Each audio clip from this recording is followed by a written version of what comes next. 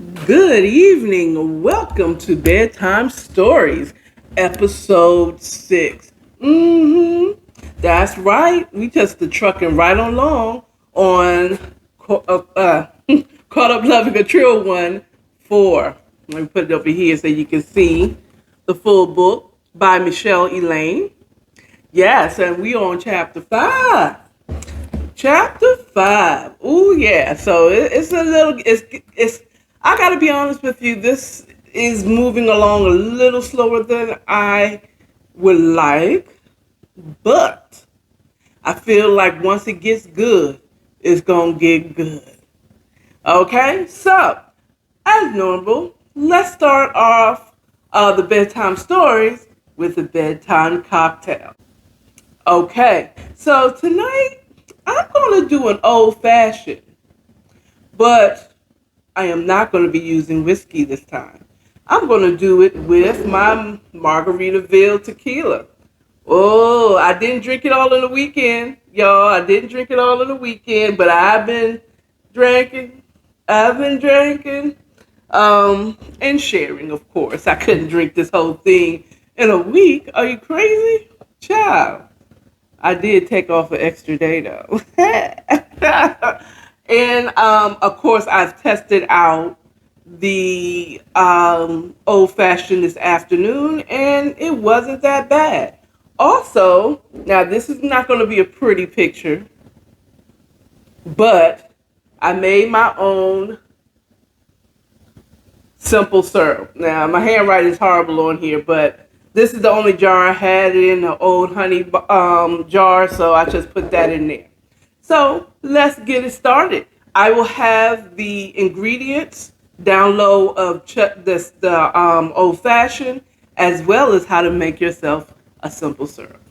Okay, let's get into it then. Let's get into it. So we're gonna start this off with 2 jiggers into my lowball glass here.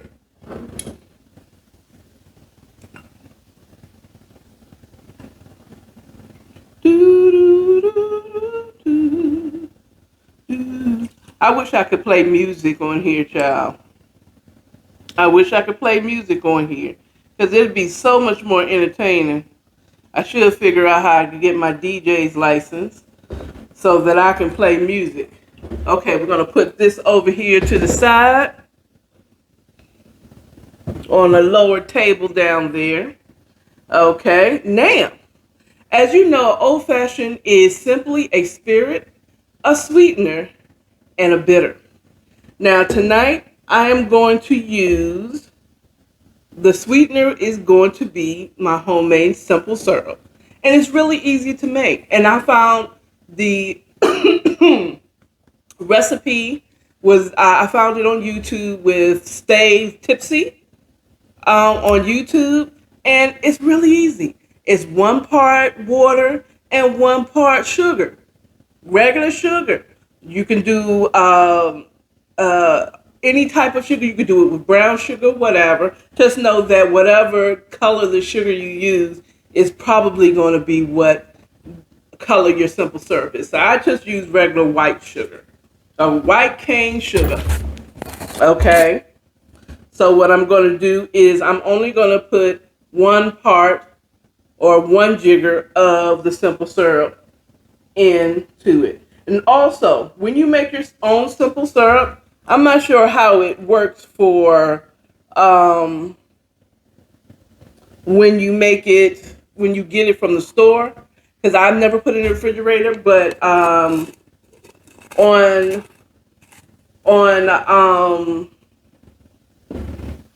Stay Tipsy, he suggests keeping it in the refrigerator and it will last you about 8 weeks, I think. Okay, so mine usually don't last that long. Okay, so also, so my bit is going to be a 1/2 jigger of lime juice because I just think that lime juice just goes very well with tequila.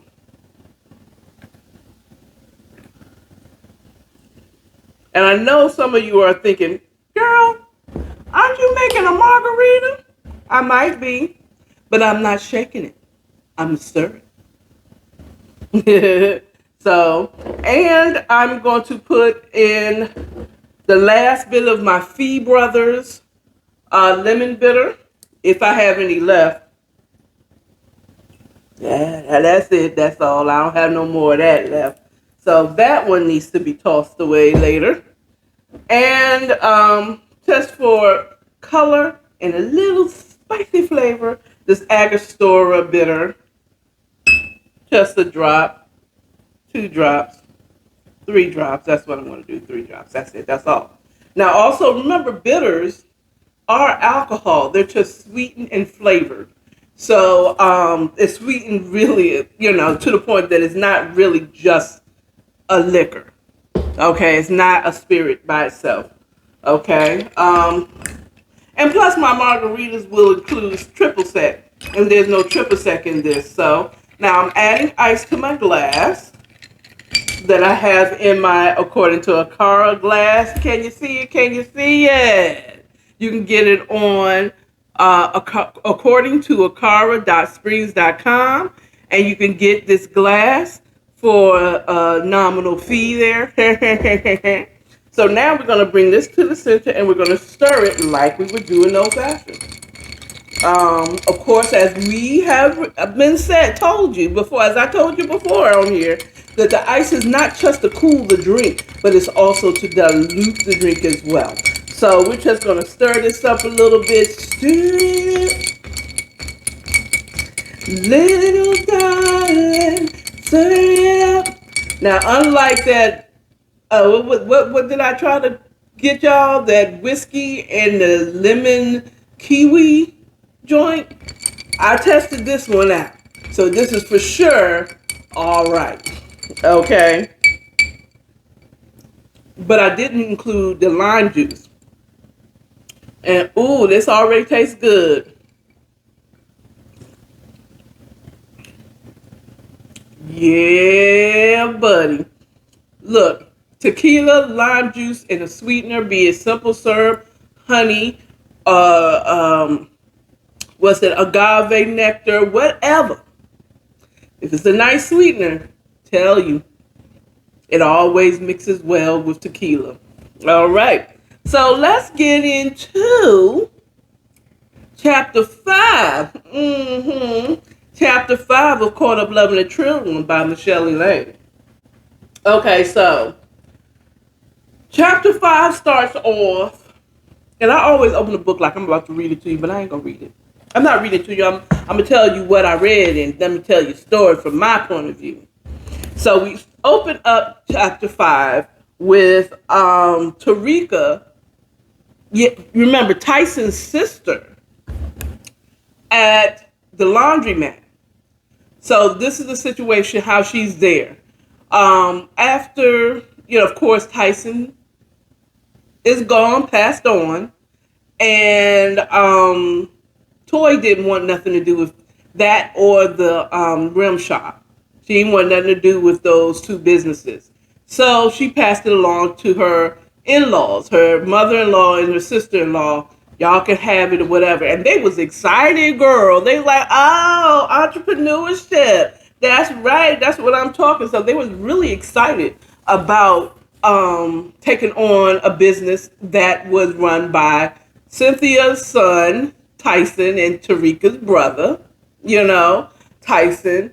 But they really quickly found out that entrepreneurship wasn't as easy as it looked. Okay. Also, Tyson spoiled his mother and his sister. He spoiled them rotten. His sister never held a 9-to-5 ever. She never worked at a regular job, no parts of her life. Now, Cynthia, she went back to the post office after her son died because he's not around to take care of her. And Toy ain't, because Toy and Cynthia had so much animosity. She was like, I don't even want nothing to do with her no more. Okay.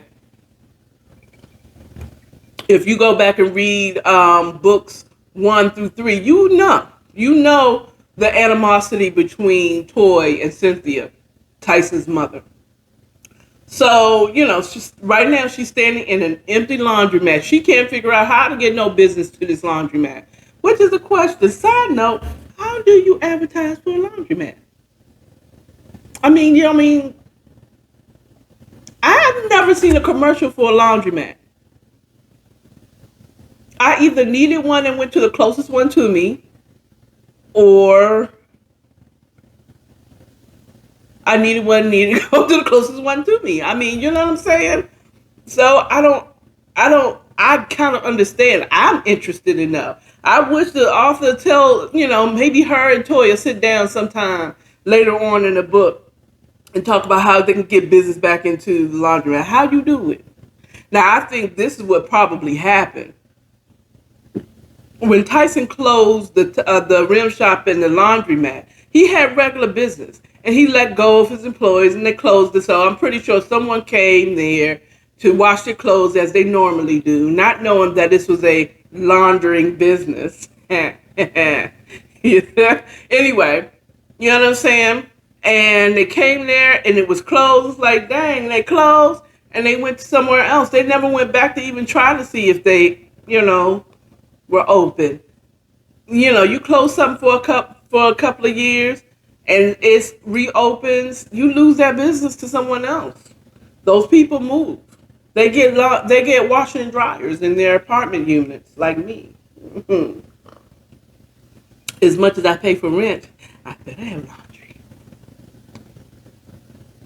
Anyway, so she's standing in there with her niece and nephew, Toy's two daughters, Journey and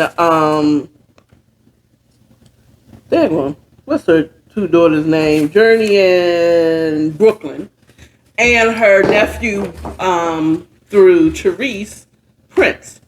So they're running around, playing around, whatever. But Tarika's kind of she's a little stressed out about how she can get business because she don't got a job. She don't know nothing. She don't know nothing about having a 9-to-5 at all. Okay, so she wouldn't even know how to even do a resume. So it's almost imperative for her to make these businesses work because she don't have no other type of money coming in. Okay? Auntie tip for y'all doing this bedtime stories. Make your children earn something. Give them a job. Okay? Even if you're wealthy, they could do something in your office if you're a business person, if you're a musician. Have them do stuff, work. Know what it means to work and get a check. You don't want them to be like Tarika, don't know nothing about nothing, and you just because you give them everything. Now, so back to the story.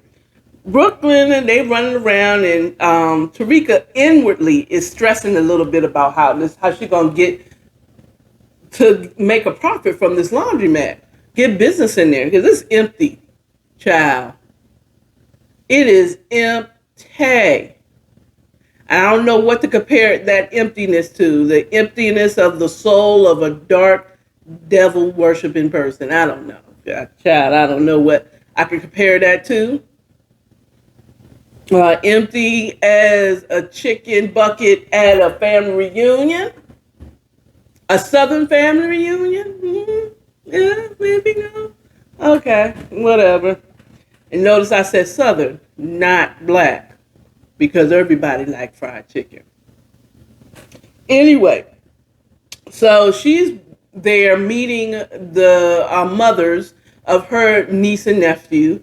Therese was supposed to come early. Excuse me while I scratch my shoulder. Something is itching me. I did forget to put my fabric softener in my wash last time. So, but at any rate, Therese is late, but she comes first. And she pulls up and she can hear opens the door and hear her clicking across and she just, rolls her eyes because now, after the whole thing, Toy and Tarika have bonded and they're on a good terms. But as far as Therese is concerned, oh child, no. No, no, no. Her and Therese do not get along. But she bears with her because that's her nephew's mother. So she walks in the door and she rolls her eyes like, and Therese sees Journey and Brooklyn sitting down, and he's like, her mother haven't came. Their mother hasn't come yet. Where their mother at?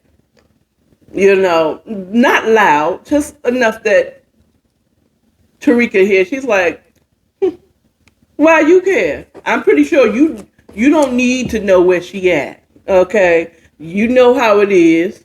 And I thought last time after how it went down. Okay, you wouldn't want to see her or her hands. And she was like, whatever. Tarika, not Tarika, I'm sorry. Therese did a lot of eye rolling, girl. She rolling. Okay. They spinning. Her eyes was rolling the whole conversation here. And so Tarika made a funny comment about Therese not wanting to see Toy's hands. Okay, she was like, rolled her eyes, but she knew she was right. I don't want no parts of her. Therese actually, the author mentions in the beginning chapter that Therese actually had hopes that they would mend their friendship and that Toy would eventually get over it. I don't see how she even thought that it could happen. It's like your best friend. You were her best friend, and you slept with her husband and had a whole baby on her and didn't tell her ish. Lied to her for years. Look, only Jesus Christ could come into Toy's life and have her forgive you. Actually, she probably has forgiven her. But as far as having a friendship again, hell no. Hell no. Okay, so it came very clear to Therese there wasn't going to be that, so she just wanted to stay clear of her. She don't want her attitude. And that's when Tarika was like, what attitude? Ma'am, you had a whole baby and slept with her husband for years while you was kikiing with her.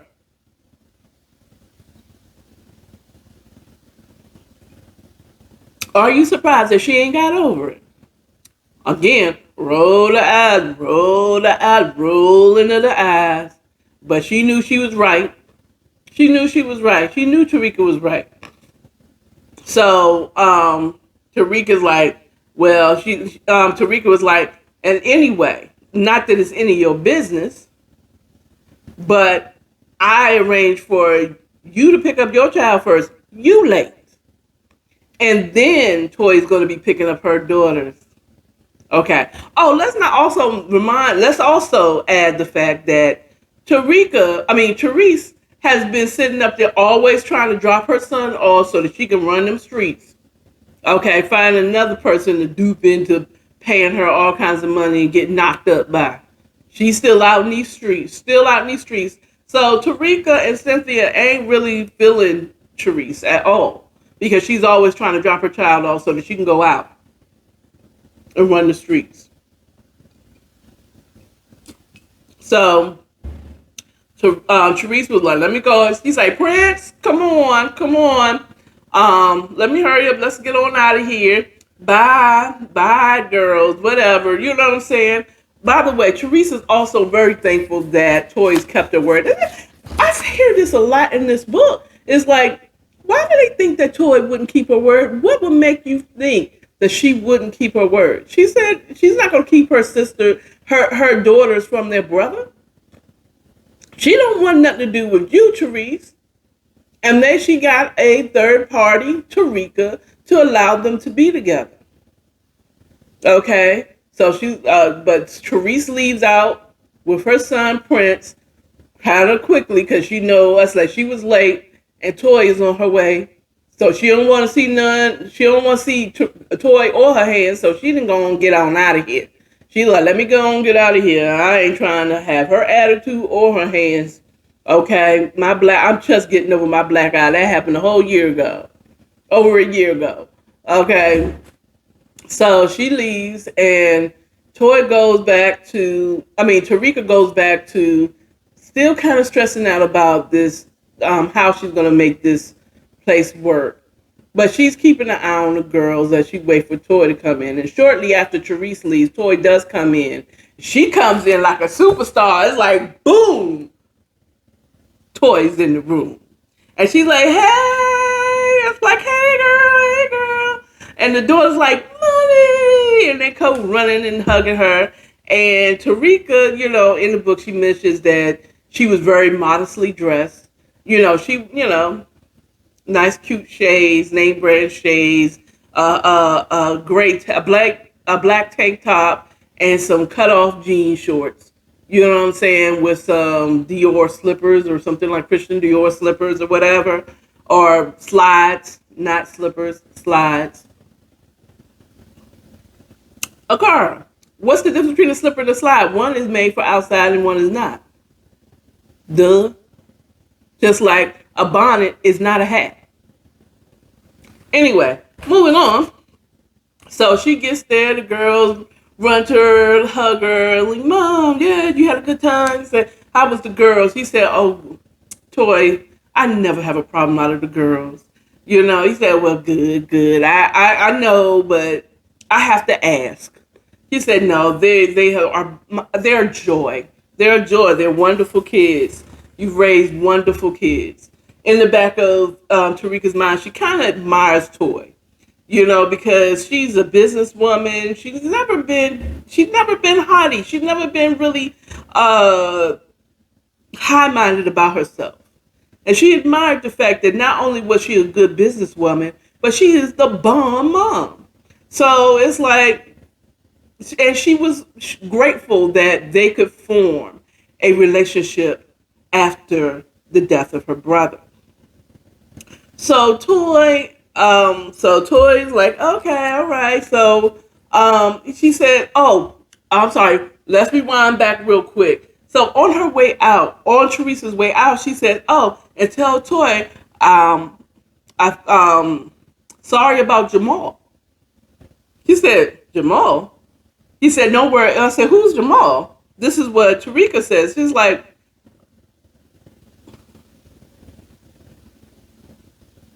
who's that? Don't worry about it, girl. She'll know. Just tell her I said sorry about Jamal. So I'm like, okay. She's like, okay. So when Toy comes in, she's like, oh, they have their light chat about the girl. And then she says, oh, by the way, Therese said, she said, you just missed Therese. She said, good, no problem. I know I did. I saw her pass by when I was at the gas station. She said, I wasn't, she kind of laughed. It's like, I already know. If I'd have seen her car, she probably would have passed by and purposely went and got gas. She didn't need gas. Until Therese left, and then she would have came. That's where I got the feeling from. Feeling that she would have waited. So she says, oh, by the way, Therese said, sorry about Jamal. And Toy's happy demeanor turned to her like, Jamal? You sure she said Jamal? She's like, yeah, for sure. Okay, said, you know who that is? He said, yeah, I know who it is. Thank you for letting me know. So she leaves.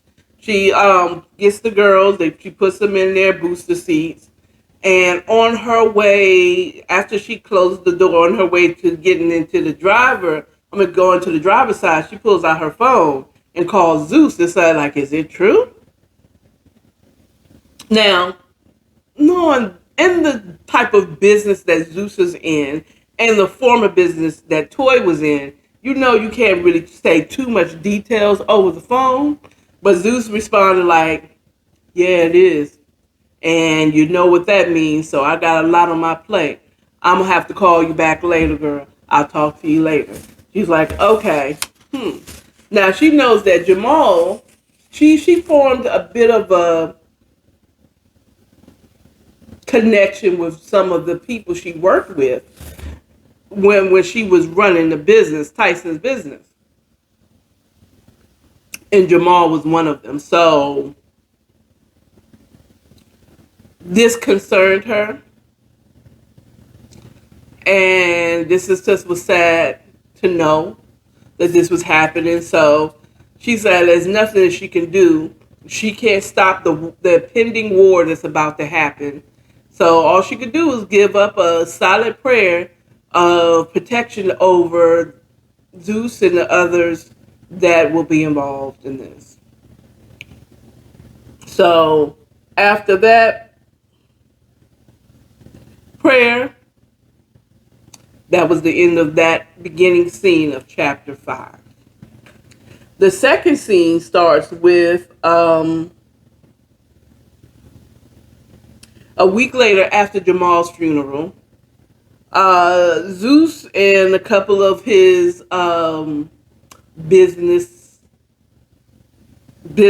associates were at a back room at a small black-owned business. Oh, okay. No, it says they were in the private back room of a bar owned by one of their crew members. Okay, after the funeral of they're his Zeus and his business associates. Well, Zeus really is just sipping on his cocktail, listening to his associates talk about how they're going to retaliate and when they should retaliate and all that stuff. And he's just like, he's hating this because this is Toy nor Tyson would have stood for all this talking back and forth on what they're going to do, who's going to do it. Okay. What Tyson and Toy, the way they ran the business was their word was law and you do what they told you to do. Period. But when Jamal took over, he allowed the debating of how things should be done. So they've gotten accustomed to that way of doing it. And so Zeus is just quietly thinking over there just like, and he's feeling like they're putting him in a position of leadership when this is not a position that he wanted, much like Saint and Scar. Saint was okay with being a lieutenant. Zeus is in a position that he doesn't really want to be. He wants to be in a position, he's okay with being the cleanup guy, the security, but he's not trying to run the Atlanta branch of this business. So he's over there just shaking his head like, he doesn't want nothing to do with this war. This is an unnecessary war. Okay? What would the problem that Jamal had with T should have been with just T instead of doing that drive-by the way he did it. You know what I'm saying? Which involved other people. You understand what I'm saying? But no, Jamal and his hot head got him in trouble and dead. So, and now causing a whole war, and he's gone. So, one of the associates said, "Hey, Zeus, what do you think?" And he's not really listening to them. He's like, he takes a sip of his drink and he's like, "About what?" And he's like, "Man, you haven't been listening to nothing we've been saying?" It's like, "Nah, I've been listening to all y'all talking and saying a whole bunch of yah, yah, yah." You know what I'm saying? And y'all sound crazy. Okay. The fact of the matter is, what happened with the issue that Jamal had with T should have stayed between him and T. But we ain't there now. It's gone past and we're a pending war. And we cannot let this go unchecked. There won't be not one person in the Atlanta area that will respect us if we do not retaliate on this. And so everybody turns like, yeah, yeah, yeah. So we need to get our stuff together, come up with a plan on what we're going to do. Now, after he said all that, everybody's kind of listening to him like he's the leader, Zeus, that is. Zeus notices that Keon is in the back brooding. He can see his jaw clenching from where he was standing. Because the fact of the matter is, the next up on leadership would be Keon. Not Noah, not Zeus. Keon would be the next up to lead the joint. So, being discerning, Zeus, see, you know what I'm saying? Zeus knows. He said, but it ain't my call, y'all. It's Keon's call. What you think we need to do? And so Keon goes on and starts making plans and telling him how he wants things done and da-da-da-da. So after this meeting, after everybody leaves, Keon and Zeus is left in the room by themselves. And Keon's like, yo, thank you for having my back. You know what I'm saying? I never thought I'd have to be in this position. I frankly ain't ready for it. You know, Keon says in his mind, is as much as I might not have liked the fact of Toy taking over Tyson's business and you know how she did everything, I have much respect for what she did. She was a trill one. Okay. So Zeus is like, no problem. You know, I ain't trying to be the leader. You the one that's supposed to be next up. So you lead. You tell us what to do. So they lightweight talk about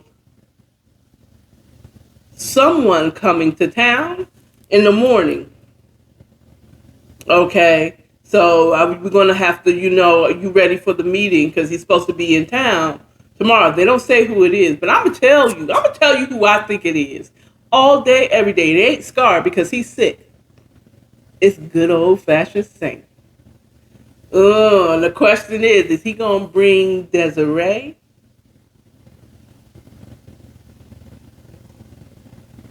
I doubt it since she doesn't know his business. Okay. But I think Saint is coming in town because Keon says this. He says, I hope that N-word is in a good mood because he ain't nothing to F with when he isn't. Okay, that's not exactly what he said. I read a little bit of what he said. And Keon's tone was joking, but he was so for real. And that sounds like Saint all day. All day. Child. So we know it ain't Matt because he gone, thank you, Jesus. We know it ain't Tyson unless he done been resurrected from the dead. We know it's not Pablo unless he was resurrected. So the only thing it leaves is good old Saints fine behind coming back to Atlanta to at least get this together.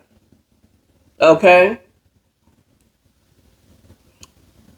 So, though it says that Keon's tone was joking, but Zeus knew he was serious. Because a slight chuckle as a reaction as he lingered in the doorway without turning around to look back at Keon. Nah, man, he definitely ain't nothing to F with. And that is Saint all day. Now, I get it. When I did the interview with the author after the first book, one of her followers was like, well, you know, Saint is a trill one too. He's the trill one. He really is the trill one. He is a monster with a heart. He's like the Beauty and the Beast, and you know how the Beauty and the Beast, he had a heart, but he was a monster on the outside. But I see that's the way Saint is.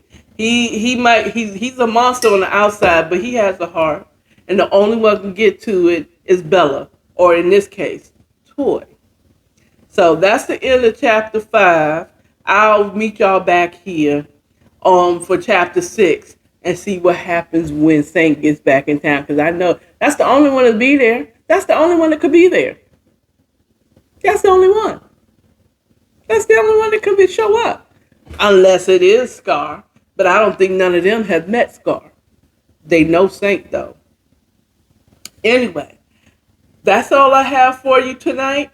Remember, I'll have the ingredients. I should have already put the ingredients down below. And have a good evening. Y'all have a good one. Good night.